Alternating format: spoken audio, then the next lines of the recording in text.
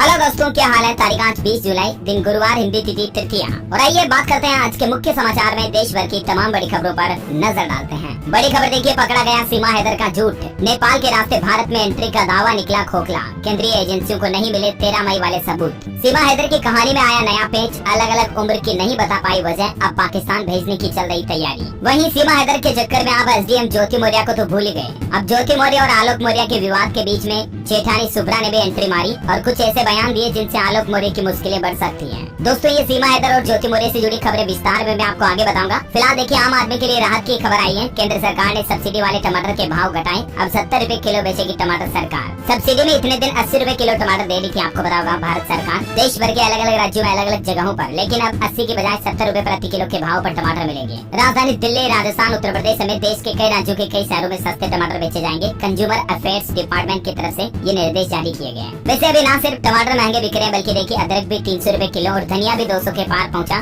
जुलाई महीने में अधिकतर सब्जियों के दाम बढ़ गए हैं। अच्छा, किसान भाई लोगों के लिए अच्छी खबर है। 27 जुलाई को पीएम किसान सम्मान निधि योजना की 14वीं किस्त जारी करेंगे प्रधानमंत्री नरेंद्र मोदी। देश भर के 8.5 करोड़ से भी ज्यादा किसानों के खातों में 2-2 हजार रूपए ट्रांसफर किए जाएंगे। और 27 तारीख से गुजरात के 2 दिन दौरे पर भी आएंगे पीएम मोदी। यहाँ हीरासर एयरपोर्ट व सेमिकोन इंडिया समिट का उद्घाटन भी करेंगे। अच्छा, बड़ी खबर देखिए, baby powder Johnson and Johnson के इस्तेमाल से हुआ कैंसर। कंपनी को देना होगा 1.5 अरब रुपए का जुर्माना। ये मामला कैलिफोर्निया से सामने आया। जो बच्चों के बेबी प्रोडक्ट्स बनाती है ना जॉनसन एंड जॉनसन कंपनी, उसके प्रोडक्ट से देखिए कैंसर होने का मामला सामने आया। अच्छा, अगली खबर देखिए, म्यूटेशन कराने का झंझट ठीक खत्म। रजिस्ट्री होते ही हो जाएगा दाखिल खारिज। ऑनलाइन भी ले सकेंगे इंतकाल। मकान, जमीन, प्लॉट, प्रॉपर्टी वगैरह की रजिस्ट्री कराने के बाद अब दाखिल खारिज के लिए आपको तहसीलों के चक्कर नहीं काटने पड़ेंगे, बल्कि प्रॉपर्टी की रजिस्ट्री के बाद पोर्टल पर ऑटोमेटिकली म्यूटेशन अपलोड कर दिया जाएगा। ये सुविधा शुरू कर दी है हरियाणा सरकार की तरफ से। अगर आप भी गुड़गांव, फरीदाबाद या हरियाणा के किसी भी जिले में संपत्ति की रजिस्ट्री कराते हैं तो अब उसका म्यूटेशन यानी कि नामांतरण अपने आप हो जाएगा। पटवारी वगैरह को कागजात देने की जरूरत भी नहीं पड़ेगी।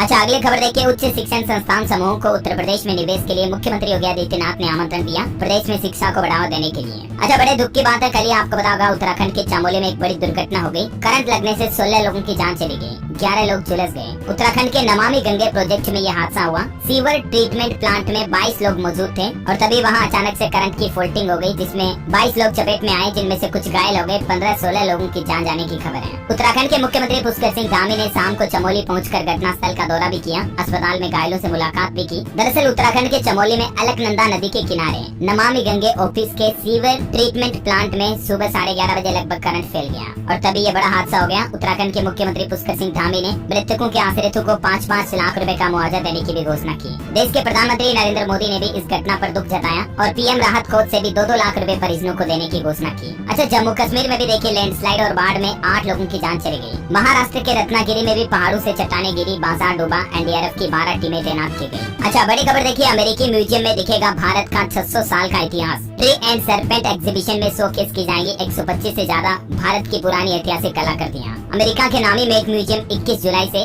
भारतीय इतिहास पर एक एग्जीबिशन शुरू करने जा रहा और दुनिया भर के लोग यहाँ भारत की पुरानी संस्कृति को देखेंगे। रिलायंस फाउंडेशन के फाउंडर चेयरपर्सन नीता अंबानी इस प्रोग्राम को संबोधित करने के लिए भी गई है। अच्छा, बड़ी खबर है, डिजिटल इंडिया एक्ट लागू करने का प्लान बना रहा हमारा भारत। डीएनपीए डायलॉग में ऑस्ट्रेलियाई सांसद ने भी कहा कि ऑस्ट्रेलिया कर सकता है तो भारत भी ऐसा कर सकता है। खेल समाचार से खबर है, एशिया कप का शेड्यूल जारी हुआ। श्रीलंका में होंगे भारत के मैच। 2 सितंबर को पाकिस्तान से होगा भारत का मुकाबला। कैंडी में होगा ये मैच। 17 सितंबर को कोलंबो में फाइनल मैच खेला जाएगा। ये एशिया कप का पूरा शेड्यूल भी देख सकते हैं आप इस साल होने वाले क्रिकेट मैच का। अच्छा, साइंस से देखिए बड़ी खबर आ रही है, नैनो रोबोट शरीर में तैनात होंगे, बीमारी भी ढूंढेंगे, इनमें सर्जरी की भी क्षमता है। अगले महीने पहली बार इंसानों में इस तरह का परीक्षण किया जाएगा अगस्त से। मेडिकल चिकित्सा की दुनिया में हो रहे नए बदलाव अब आपको और नए तरीके से देखने को मिलेंगे। ब्रिटेन और जापान के साइंटिस्ट ने इस तरह के नैनो रोबोट तैयार किए हैं। ये रोबोट शरीर के अंदर तैनात किए जाएंगे जो बीमारी ढूंढेंगे और इलाज भी खुद ब खुद करेंगे। Amazing, right. अच्छा, पॉलिटिक्स से बड़ी खबर देखिए, विपक्षी गठबंधन का नाम इंडिया रखने पर अब आपत्ति जताई जा रही है। दिल्ली के थाने में एफआईआर भी दर्ज हुई। कहा कि चुनाव में इसका गलत इस्तेमाल होगा। 26 पार्टियों पर कार्रवाई की जाए। वहीं कर्नाटक विधानसभा से भी 10 भाजपा विधायकों को सस्पेंड कर दिया। भाजपा और जेडीएस ने स्पीकर के खिलाफ रखा नो कॉन्फिडेंस मोशन। अच्छा, कोऑपरेटिव कंपनी सहारा की तरह देखिए आप, पर्ल समूह नाम की एक कंपनी थी, उसमें भी निवेशकों के 60,000 करोड़ रुपए फंसे हुए हैं। पर्ल के पोंजी स्कीम घोटाले के उजागर होने के 2 दशक बाद भी निवेशक अपना पैसा पाने के लिए इंतजार कर रहे हैं। अभी एक दिन पहले आपको बताऊंगा गृह मंत्री अमित शाह ने सहारा समूह के निवेशकों को उनका फंसा पैसा वापस लौटाने के लिए सहारा रिफंड पोर्टल की शुरुआत की थी, तो उसके बाद अब ये पर्ल कंपनी भी काफी चर्चा का विषय बन गई है। इसका भी मैटर सुप्रीम कोर्ट में चल रहा है। सुप्रीम कोर्ट की बनाई समिति ने पर्ल समूह की सारी संपत्तियां भी जब्त कर ली है और उम्मीद है कि जल्द ही पर्ल कंपनी में लगाए निवेशकों का पैसा भी उनको वापस मिलेगा। इस संबंध में पिछले महीने 29 जून को पंजाब के मुख्यमंत्री भगवंत मान ने भी एक ट्वीट किया था, आप देख सकते हैं स्क्रीन पर। देखते हैं पर्ल कंपनी को लेकर भी अब सरकार को कुछ अच्छा फैसला लेना चाहिए। अपडेट आएगा तो मैं आपको बता दूंगा। और देखिए अगली बड़ी खबर, आप पीसीएस ज्योति मौर्य विवाद में जेठानी सुब्रा की भी एंट्री हुई। अब आलोक मौर्य की मुश्किलें बढ़ सकती हैं। दरअसल मसला ये है, ज्योति मौर्य ने जो हाल ही में अपने पति पर आरोप लगाए थे ना कि मुझे दहेज के लिए प्रताड़ित किया जाता है, घर वाले मतलब कि ससुराल वाले टॉर्चर करते हैं, तो कुछ ऐसे ही आरोप अब ज्योति मौर्य के पति आलोक मौर्य के बड़े भाई यानी कि ज्योति मौर्य की जेठानी हो गई, जिसका नाम है सुब्रा, उसने भी सेम आरोप लगाए और कहा कि ज्योति की तरह वो भी अपने ससुराल वालों के टॉर्चर से परेशान है। ज्योति मौर्य की जेठानी सुब्रा मौर्य प्रयागराज में गवर्नमेंट टीचर है और उनका भी ये कहना है कि उनके पति विनोद मौर्य शराब पीकर उनसे मारपीट करते हैं, इस वजह से वो भी उनसे अलग रहने लगी है। क्या एक ही परिवार में दो महिलाएं ऐसा कर सकती है? कहीं न कहीं दोस्तों इस मामले में जितना ज्योति मौर्य को गलत बताया जा रहा है, वो कहते हैं ना ताली एक हाथ से नहीं बजती, तो थोड़ा बहुत फॉल्ट तो आलोक मौर्य और उनके परिवार वालों का भी होगा। हम ये सिर्फ अनुमान लगा सकते हैं, हालांकि मेरी तरफ से कोई ओपिनियन या रिव्यू नहीं है। बाकी तो यही है जो कानून कोर्ट फैसला देगा। देखते हैं आगे क्या अपडेट आते हैं, मैं आपको बता दूंगा। और देखिए दोस्तों, उत्तर प्रदेश के उन्नाव जिले में भी ज्योति मौर्य जैसा एक मामला सामने आया। पति का कहना है कि मजदूरी करके उसने अपनी पत्नी को पढ़ाया, लेकिन जैसे ही पत्नी का पुलिस कांस्टेबल में सिपाही में सिलेक्शन हुआ, उसने दूसरी सगाई कर ली। अच्छा, आजकल वैसे मीडिया ज्योति मौर्य मामले को तो भूल चुका है, लेकिन सीमा हैदर काफी चर्चा में है, राइट? क्योंकि पाकिस्तान से अवैध तरीके से आई सीमा हैदर नोएडा में सचिन के साथ रहने तो लगती हैं, लेकिन अब एटीएस इस मामले की जांच कर रही है कि कहीं सीमा हैदर जासूस तो नहीं। इस मामले पर कुछ बड़े खुलासे आए एटीएस की पूछताछ में। सीमा हैदर के कुछ झूठ भी पकड़े गए, जहां सीमा का कहना है कि वो नेपाल के रास्ते भारत में एंट्री करती 13 मई को, लेकिन सीमा द्वारा बताई गई बात की पड़ताल करने के लिए जांच एजेंसियां नेपाल बॉर्डर पर पहुंची और वहां के जब सीसीटीवी फुटेज खंगाले गए तो उनमें ऐसा कुछ भी नहीं मिला जैसा कि सीमा ने बताया था। तो पहला झूठ तो सीमा का यहीं पर पकड़ में आ जाता है। और अब सीमा हैदर की कहानी में एक और नया पेच आ रहा, उसके अलग अलग उम्र अलग अलग डॉक्यूमेंट्स में, क्योंकि सीमा के वीजा पासपोर्ट आईडी कार्ड वगैरह में कुछ डॉक्यूमेंट्स में सीमा की डेट ऑफ बर्थ के हिसाब से वो 29 साल की है, कुछ में 22 साल, कुछ में 21 साल की है। और बताया जा रहा है कि अब सीमा हैदर को पाकिस्तान भेजने की भी तैयारी चल रही है। फिर से अरेस्ट हो सकती है सीमा हैदर। आईबी के रेड फ्लैग के बाद एटीएस फिर एक्टिव, और सीमा ने अपना पाकिस्तानी सिम कार्ड भी तोड़ दिया था, मोबाइल के डेटा भी डिलीट कर दिए, इसीलिए वो शक के दायरे में और ज्यादा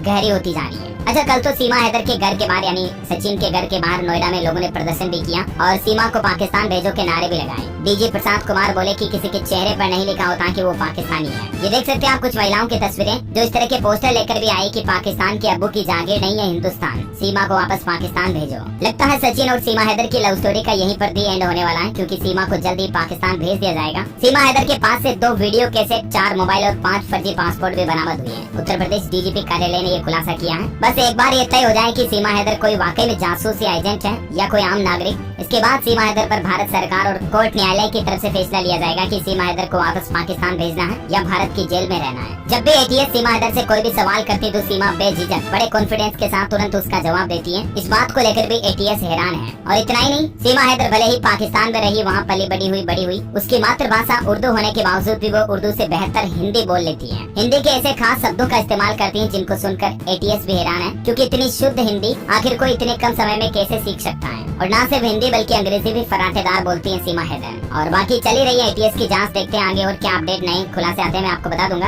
हमारे इसी चैनल डीएलएस न्यूज के माध्यम से। फिलहाल देखिए आप अगली बड़ी खबर, भारत के पासपोर्ट को लेकर अच्छी खबर आ रही है। भारत के पासपोर्ट की अहमियत बड़ी है। 57 देशों की अब आप भारत के पासपोर्ट के साथ वीजा मुक्त यात्रा कर सकते हैं। पासपोर्ट रैंकिंग लिस्ट में 2023 का मोस्ट पावरफुल पासपोर्ट सिंगापुर का रहा। भारतीय पासपोर्ट 80वें स्थान पर है और दुनिया में चौथा सबसे कमजोर पासपोर्ट हमारे पड़ोसी देश पाकिस्तान का है, जिसके सहारे भी सीमा हैदर नेपाल तक आगे। देखिए जरा। अच्छा दोस्तों, खबरों में आगे बढ़ने से पहले आज के मौसम समाचार पर नजर डाल लेते हैं। और एक छोटी सी रिक्वेस्ट आपसे ये भी है कि अगर आपने डीएलएस न्यूज चैनल को अभी तक भी सब्सक्राइब नहीं कर रखा तो सब्सक्राइब करके बेल आइकन दबा देना रोजाना के मुख्य समाचार बड़ी खबरें देखने के लिए। और इस वीडियो पर एक लाइक भी कर दीजिएगा फटाफट से। चलिए मौसम अपडेट पर नजर डालते हैं। देखिए, हिमाचल में 6 दिन बारिश से लोगों को राहत नहीं मिलेगी। 96 घंटे के लिए येलो अलर्ट जारी। चंडीगढ़ मनाली नेशनल हाईवे तीसरे दिन खुला। हरियाणा में पहली बार 12 जिलों को सरकार ने बाढ़ प्रभावित घोषित किया और मुख्यमंत्री मनोहर लाल खट्टर सरकार की तरफ से राहत पैकेज का ऐलान भी किया गया। खराब फसल के लिए किसान भाई लोगों को 15,000 रूपए प्रति एकड़ का मुआवजा भी दिया जाएगा। यहाँ तक कि हरियाणा सरकार हिमाचल राज्य को भी 5 करोड़ रुपए देगी। आपदा में हुए नुकसान में मुख्यमंत्री मनोहर ने ऐलान किया ये राशि वो बाढ़ राहत कोष में जमा कराएंगे। अच्छा, हरियाणा में हालात कुछ और बिगड़ गए। फतेहाबाद सिरसा में सेना भी बुलाई गई। बाढ़ की त्रासदी के बाद डेंगू का खतरा भी बढ़ता जा रहा है। गुजरात के भी 4 जिलों में भारी बारिश और बाढ़ की चेतावनी है। मध्य प्रदेश का मानसून अपडेट देखिए, जबलपुर में बरगी डैम के 5 गेट खोले गए। नर्मदा किनारे बसे जिलों में येलो अलर्ट है। भोपाल, इंदौर में तेज बारिश देखी गई। 20 जुलाई से मध्य प्रदेश के 5 संभागों में और भारी बारिश की संभावना है। अच्छा, हिमाचल में हो रही तबाही का जायजा लेने के लिए केंद्र की नरेंद्र मोदी सरकार ने भी टीम भेजी और वहां का जायजा लिया, बाढ़ प्रभावित क्षेत्रों का दौरा किया और ये टीम अब अपनी रिपोर्ट केंद्र सरकार को देगी और इसी के आधार पर अंतरिम राहत पैकेज जारी किया जाएगा। पंजाब में 4 और लोगों की जान जाने की खबर है। उज्जैन दरिया में उफान के चलते पाटनकोट, गुरदासपुर में स्कूलों में भी छुट्टियां घोषित कर दी गई। बारिश से जलमग्न छत्तीसगढ़ का बस्तर, तेलंगाना छत्तीसगढ़ राज्य का संपर्क भी टूटा। बीजापुर में नदियां उफान पर चल रही हैं। स्काईमेट वेदर की रिपोर्ट के मुताबिक संपूर्ण भारत का मौसम समाचार क्या कहता है आप स्क्रीन पर देख सकते हैं। और हमारे पड़ोसी देश पाकिस्तान में भी बारिश से हालात बिगड़े हुए हैं। अब तक 86 लोगों की जान जाने की खबर है। चलिए भारत के सराफा बाजार पर नजर डालते हैं। देखिए, आप सोने की कीमत में तगड़ा उछाल हुआ, चांदी भी 77,000 के पार हुई। बीते दिन सोना 650 रूपए चढ़कर 60,700 रूपए प्रति 10 ग्राम पहुंच गया, जबकि चांदी 600 रूपए की तेजी के साथ 77,600 रूपए प्रति किलो चल रही है। और चलिए मौसम के बाद देश से जुड़ी कुछ और इम्पोर्टेंट न्यूज देखते हैं। देखिए, हिमाचल प्रदेश के मुख्यमंत्री ने 25 जुलाई को कैबिनेट की मीटिंग बुलाई। विधानसभा के मानसून सत्र की डेट पर लग सकती है मुहर। हिमाचल में किलो के हिसाब से ही बिकेगा सेब। बागवानी मंत्री बोले आदेश न मानने वालों के लाइसेंस भी कैंसिल किए जाएंगे। उत्तराखंड के मुख्यमंत्री पुष्कर सिंह धामी ने जल भराव से निपटने के निर्देश दिए। आपदा परिचालन केंद्र का निरीक्षण किया। डीएम को फोन कर बोले प्रशासन को अलर्ट पर रखें। राजस्थान में शहरी ग्रामीण ओलंपिक के लिए अब 25 जुलाई तक आवेदन कर पाएंगे। 5 अगस्त से शुरू होगा आयोजन, तारीख को बढ़ाया गया। अच्छा, मध्य प्रदेश सरकार की बड़ी घोषणा, पुलिस कर्मियों को हर 10 साल में अनिवार्य रूप से मिलेगा समयमान वेतनमान। और एमपी के सीएम शिवराज सिंह चौहान आज 20 जुलाई को नागदा में आएंगे। यहाँ जिला बनाने की भी घोषणा कर सकते हैं नागदा को। उज्जैन नागदा का दौरा करेंगे। और इसके अलावा भी कुछ बड़े अनाउंसमेंट देखिए आप। मध्य प्रदेश में बनेगा स्टेट इनोवेशन फाउंडेशन, जिससे विज्ञान के शोधार्थियों को मदद मिलेगी। सीएम का एक और बड़ा ऐलान, सिवनी को नगर निगम बनाएंगे। रोड शो के दौरान आदिवासी महिला को गले लगाया, बोले अम्मा को मिलेगा पक्का मकान। एमपी के सीएम शिवराज सिंह चौहान की कैबिनेट बैठक में 3 बड़े फैसले लिए गए। एक तो कैबिनेट बैठक में लाडली बहना योजना को लेकर फैसला लिया। संविदा कर्मचारियों के लिए भी कुछ नियमों में बदलाव किया। एमपी लाडली बहना योजना की पात्रता उम्र को 21 साल कर दिया गया है, जिससे 18 लाख और बहनों को फायदा मिलेगा। यानी जो भी महिला 21 साल की हो जाएगी उसे लाडली बहना योजना के तहत 1,000 रूपए सितंबर से मिलने लगेंगे। न्यूनतम उम्र को घटा दिया है। अच्छा, इसके अलावा भी एमपी में संविदा कर्मचारियों के लिए कुछ नियम लागू किए गए, जिसकी जानकारी भी आप देख सकते हैं स्क्रीन पर। पटवारी परीक्षा में संदेह जब तक समाप्त नहीं होगा तब तक नियुक्तियां नहीं होगी। शिवराज सिंह चौहान ने ये भी अनाउंसमेंट किया। एमपी के इंदौर जिले की सभी विधानसभाओं में होगा 454 करोड़ के विकास कार्यों का भूमि पूजन व लोकार्पण। हाई कोर्ट के रिटायर्ड जज करेंगे पटवारी चयन परीक्षा की जांच। 31 अगस्त तक जांच कर सरकार को भेजनी होगी अनुशंसाएं। सीएम ने ट्वीट करके दी बात की जानकारी। ये देख सकते हैं आप एमपी के चीफ मिनिस्टर का ट्वीट भी। अच्छा, वही देखिए बड़ी खबर मध्य प्रदेश में उज्जैन महाकाल की सवारी के दौरान कुछ लोगों ने छत से थूक दिया था, ऊपर से भक्तों के ऊपर थूका था, तो उनके घरों पर भी एमपी सरकार ने योगी सरकार की ही तरह फैसला लिया और प्रशासन ने डीजे ढोल बजवाकर बुलडोजर चलवा दिया और इस मामले से जुड़े एक आरोपी को जेल भी भेजा गया। कुछ तस्वीरें आप देख सकते हैं। अच्छा, आईटीआर की लास्ट डेट 31 जुलाई है और इनकम टैक्स से जुड़ा ये नियम भी आपको ध्यान होना चाहिए कि बर्थडे और एनिवर्सरी पर मिलने वाले महंगे गिफ्ट्स पर भी आपको टैक्स देना पड़ता है। रिटर्न भरते समय इनकी भी जानकारी देना जरूरी होती है। बड़ी खबर देखिए, इलेक्ट्रिक बैटरी की दुनिया में अब दिखेगी टाटा कंपनी की पावर। भारत में नहीं बल्कि इस देश में लगेगी गीगा फैक्ट्री। दरअसल टाटा ग्रुप यूके में अब अपना इलेक्ट्रिक व्हीकल बैटरी प्लांट लगाने जा रहा। 36,000 करोड़ का निवेश किया जाएगा। यूरोप का सबसे बड़ा प्लांट होगा ये। टेक्नोलॉजी से देखिए बड़ी खबर, मेटा ने AI language model Llama 2 launch किया। चैट जीपीटी और गूगल के बार्ड को इससे टक्कर मिलेगी। माइक्रोसॉफ्ट के साथ पार्टनरशिप ने मेटा में ये नया एआई लामा लॉन्च किया। अच्छा, बड़ी खबर है, मोदी की सभा अब नागौर से पहले सीकर में होगी। करनाल में अब 16 अगस्त को आएंगे। अचानक से पीएम का कार्यक्रम बदला गया। छत्तीसगढ़ के मुख्यमंत्री भूपेश बघेल ने भी कुछ बड़ी घोषणाएं कर दी। सरकारी कर्मचारियों के डीए यानी कि महंगाई भत्ते में बढ़ोतरी की गई है। संविदा कर्मचारियों के वेतन में भी 27% की बढ़ोतरी हुई और इस फैसले से आंदोलन कर रहे प्रदेश के लगभग 5 लाख सरकारी कर्मचारियों के डीए में 4% बढ़ोतरी की जाएगी और पंचायत सचिवों के भत्ते में भी 3,000 रूपए की बढ़ोतरी हुई। मुख्यमंत्री भूपेश बघेल की तरफ से ये कुछ बड़े ऐलान किए गए। अच्छा, साथ ही आवासहीन लोगों के लिए ग्रामीण आवास न्याय योजना का भी आरंभ करेगी छत्तीसगढ़ की भूपेश बघेल सरकार। किसान भाई लोगों के लिए भी बड़ी घोषणा की गई। किसानों से प्रति एकड़ 20 क्विंटल धान खरीदेगी सरकार। मुख्यमंत्री की घोषणा के बाद मंत्रियों की उप समिति ने बैठक ली और अधिकारियों को कई निर्देश भी जारी हुए हैं। अभी भी देखिए आप, छत्तीसगढ़ में आमरण अनशन पर हैं हजारों संविदा कर्मचारी। विधानसभा घेराव के दौरान पुलिस से भिड़े और कहा कि हमें पानी शौचालय के लिए भी परेशान किया जा रहा है। संविदा कर्मचारियों की अभी भी कुछ मांगे हैं जिनको पूरा करना बाकी है। सरकार के साथ बातचीत चल रही है। अच्छा, छत्तीसगढ़ में कल एक बड़ी बस दुर्घटना भी हो गई। देखिए, ट्रेलर और स्कूल बस में टक्कर हो गई जिसमें 22 बच्चे घायल हो गए। वो तो गनीमत रही कि कोई बच्चे की जान नहीं गई, वरना हादसा बड़ा गंभीर था। तस्वीरें देखकर आप अंदाजा लगा सकते हैं। अच्छा अगली बड़ी खबर देखिए, भारतीय रेलवे की नई सुविधा,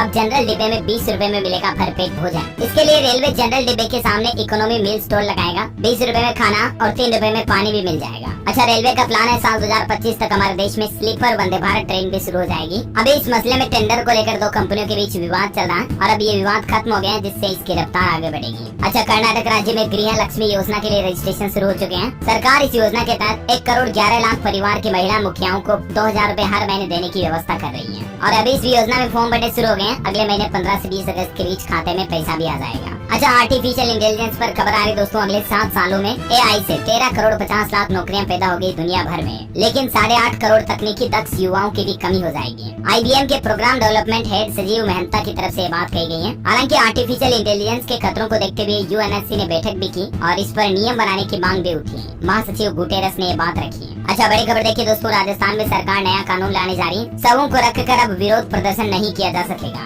इस संबंध में विधेयक भी पेश कर दिया विधानसभा में। इसके अलावा राजस्थान में न्यूनतम आय गारंटी की स्कीम भी देगी राजस्थान सरकार। गहलोत सरकार ने इस संबंध में भी विधेयक पेश किया। अच्छा बड़ी खबर आ रही है कि भौगोलिक हालात भी हमारी मानसिकता और व्यवहार पर असर डालते हैं। लेटेस्ट जियो साइकोलॉजी की रिसर्च ये कहती है। अच्छा खबर है दोस्तों, गुजरात के सूरत में बनी दुनिया की सबसे बड़ी ऑफिस बिल्डिंग अमेरिका के पेंटागन का 80 सालों का रिकॉर्ड भी तोड़ डाला। ये देख सकते हैं इसकी कुछ तस्वीरें भी। इतने दिन अमेरिका की पेंटागन दुनिया की सबसे बड़ी ऑफिस बिल्डिंग थी, लेकिन अब ये गुजरात में भारत के नाम पर रिकॉर्ड बन गया है। अच्छा बैंकिंग न्यूज से खबर है दोस्तों, अभी 2 बैंकों ने FD पर ब्याज बढ़ाया और फिक्स डिपॉजिट पर 9.1% तक भी ब्याज दे रहे हैं। ये स्मॉल फाइनेंस बैंक है, एक तो यूनिटी स्मॉल फाइनेंस जो 9% दे रहा है और एक सूर्योदय स्मॉल फाइनेंस बैंक जो अपने ग्राहकों को FD पर 9.1% ब्याज दे रहा है। डिटेल आप देख सकते हैं ज्यादा। अच्छा आजकल सीमा हैदर के जासूस होने की काफी चर्चा हो रही है। मैं आपको एक भारत के जासूस की बात बताता हूँ। भारत का एक ऐसा जासूस जो पाकिस्तान की सेना में मेजर तक बन गया था। इंदिरा गांधी ने भी उसको ब्लैक टाइगर नाम दिया था और इनका नाम था दोस्तों रविंद्र कौशिक। ये भारत के इतिहास के सबसे महान जासूस बने थे और इनकी जासूसी की काबिलियत का अंदाजा आप इसी से लगा सकते हैं कि ये पाकिस्तान में जाकर वहाँ की आर्मी के मेजर बन गए। पाकिस्तान की एक स्थानीय लड़की से शादी भी की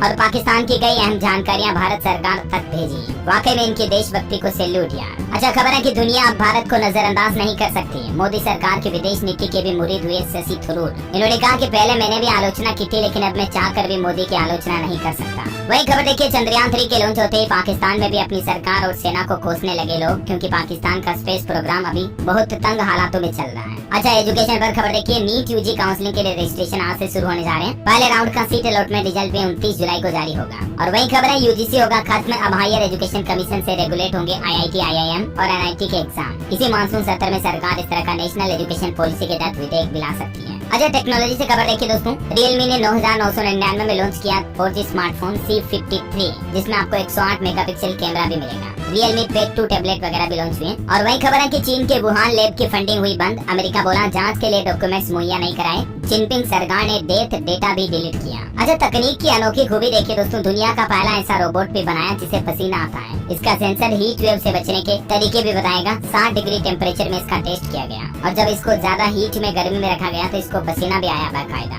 अच्छा वही खबर देखिए, मुख्यमंत्री योगी आदित्यनाथ ने कहा कि अब यूपी के माध्यमिक विद्यालयों का कायाकल्प होगा। बेसिक स्कूलों की सूरत तो बदल चुकी है, अब माध्यमिक स्कूलों की बारी है। उड़ीसा के मुख्यमंत्री नवीन पटनायक की बड़ी घोषणा, पत्रकारों को मिलेगा 5-5 लाख रुपए तक का स्वास्थ्य बीमा। उड़ीसा राज्य में CM की तरफ से अनाउंसमेंट किया गया। बिहार के प्रशिक्षु शिक्षकों को नहीं मिलेगी मुहर्रम की छुट्टी, शिक्षा विभाग की तरफ से नया फरमान जारी किया गया। 29 जुलाई को मुहर्रम है, लेकिन राज्य में सभी शिक्षकों का कार्य जारी रहेगा। वही देखिए, ट्रू कॉलर ने AI पावर्ड असिस्टेंट लॉन्च किया, जिसमें आपको कॉल उठाने और स्पैम कॉल को फिल्टर करने की सुविधा भी मिलेगी। अच्छा पंजाब की भगवंत मान सरकार ने भी हाल ही में फैसला लिया और वो फैसला अब लागू होने जा रहा। 1 अगस्त से नई दरें लागू होगी। पेंशन की राशि बढ़ा दी है। अब पेंशनरों को खाते में 11-11 हजार रूपए मिलेंगे। स्वतंत्रता सेनानी कल्याण विभाग के पेंशन बढ़ाने के प्रस्ताव को वित्त विभाग ने मंजूरी दी है। इस बढ़ोतरी से राज्य में लगभग 500 से ज्यादा पेंशनर को लाभ मिलेगा जो इससे जुड़े हुए हैं। वही देखिए, योगी सरकार का एक और फैसला, ऋतु माहेश्वरी को नोएडा अथॉरिटी से हटाया गया। लोकेश सामे नए CEO नियुक्त किए गए। अच्छा मुंबई के स्कूलों में छुट्टी का ऐलान, 2 दिनों से लगातार हो रही मूसलाधार बारिश। वहीं देखिए, मध्य प्रदेश उज्जैन महाकाल मंदिर के पुजारियों ने कहा कि ओ माय गॉड 2 फिल्म के मेकर्स रिलीज से पहले हमें फिल्म दिखाएं। दरअसल आदिपुरुष फिल्म के विवादों के बाद अब ओ माय गॉड 2 को लेकर भी भक्तों साधु संतों में चिंता है कि कहीं इसमें भी तो भगवान भोलेनाथ का कोई गलत तरीके से नहीं दिखाया गया, मतलब ऐसा। अच्छा CM योगी ने बच्चों की यूनिफॉर्म व जूता मोजा खरीदने के लिए अभिभावकों के बैंक खातों में धनराशि धनराशि भी भेजी। स्कूल बैग, जूता मोजा, स्टेशनरी वगैरह के लिए 1200 रूपए की धनराशि सभी छात्र छात्राओं के माता पिता के बैंक खातों में डीबीटी के माध्यम से ट्रांसफर की गई। और आज के राशिफल पर नजर डालें दोस्तों तो देखिए, वृष राशि वालों को परेशानी से मुक्ति मिलेगी। कर्क राशि के नौकरी पेशा लोगों को विशेष जिम्मेदारी मिलने के भी योग है। मकर राशि वालों को नौकरी और बिजनेस में मनचाहा मौका मिलेगा। मीन राशि के सरकारी काम करने वालों को भी सम्मान मिल सकता है। और हाँ, आप मुझे कमेंट करके बताइए दोस्तों कि